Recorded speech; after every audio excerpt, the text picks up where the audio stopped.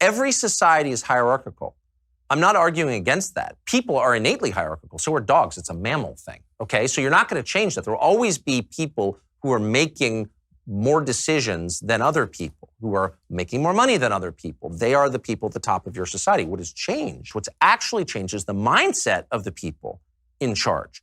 They no longer acknowledge they're in charge, and they no longer acknowledge that they have a responsibility to the people whose lives they influence. And so Travis, the teenage billionaire who ran Uber, founded it, oversaw the second biggest employee workforce in the world, and yet he didn't claim them as employees. He didn't pay their health insurance. 1/3 of them lost money working for him.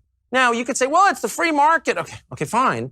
But it doesn't absolve him of his core responsibility. If you're creating a hierarchy of responsibilities, first is to the people closest to you, and that would include your children, your spouse, your employees, and then to the world. They've inverted that. So Travis was always lecturing the rest of us about police brutality or Black Lives Matter or global warming or whatever.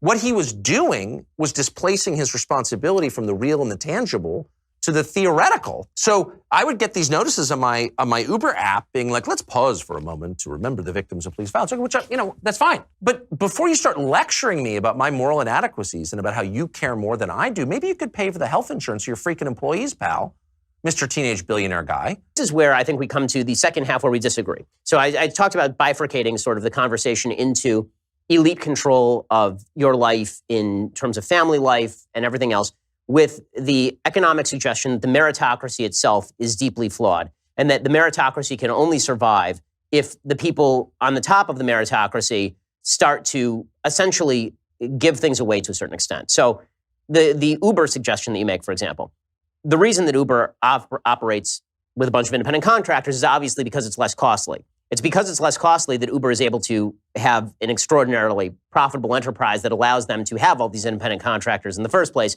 If you have employees, then basically you have a taxi medallion company, and that restricts supply. Obviously, that leads to increased pricing, which leads to more competitiveness with the taxi companies, a worse product for consumers.